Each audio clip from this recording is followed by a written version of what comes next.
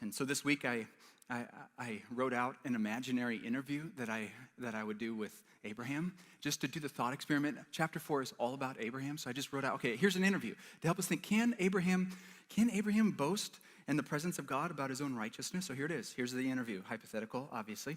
Here it is. Me, Abraham, did you always love and worship God? Abraham, no. For 75 years, I worshiped the moon god. Did you know this about Abraham? For 75 years, he worshiped a false god. Me, 75 years? Abraham, yep. But after you came to know God, you got your act together, didn't you? Abraham, I've had many challenges. I committed adultery with Hagar and had Ishmael.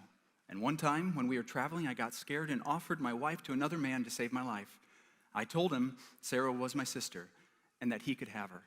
Me, didn't that happen twice? Abraham, yeah, it did. I've never heard the end of it from Sarah. And we could keep going. We could keep going about Abraham's life. Abraham is a man of great faith and great failure. And so the idea of Abraham going into the presence of God, God, thank you that I am as righteous as you are by my own works. It's laughable. In verse 2, Paul is reminding us that Abraham has nothing to boast about before God, and therefore he was not justified by his works. Remember, he was justified before God, but not by his works. So how was he justified? Lesson number 3. Abraham was justified before God by faith alone, apart from circumcision in the law. He was justified. He was justified before God by faith alone, apart from circumcision in the law. Verse 3. For what does the scripture say? Now, the Apostle Paul is going to go back to Genesis chapter 15, verse 6. And I love it that Paul says, what does the scripture say? Present tense. As if God is still speaking to us through Genesis 15. In fact, God is still speaking to us through his word. And this is something we can miss. We can get so busy and we come to church and we forget that the God of the Bible, the God who created the heavens and the earth, the eternal God, is speaking to us this morning through his word. I just love it. It's in the present tense. What does the scripture say? What is God saying to us through his word? And I love it that Paul doesn't say, I'm the Apostle Paul. I say what I want. That's not what he says. Paul is saying here, I am simply saying what God has always been saying in his word.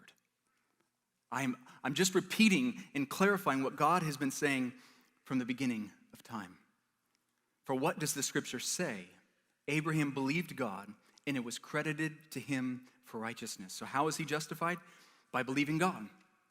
And when Abraham believed God as an old man, it says that God credited to Abraham his own righteousness. So in this moment, when Abraham, the idolater, the one who worshiped the moon god for 75 years and probably did all kinds of evil along the way, when Abraham believed the promise of God, how righteous was Abraham? As righteous as God himself.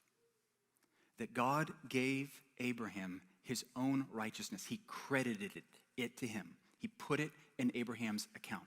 Now, is that Abraham's own righteousness that he had developed through his works? No, it was a gift. That God made Abraham, the idolater, as righteous as he is, by faith.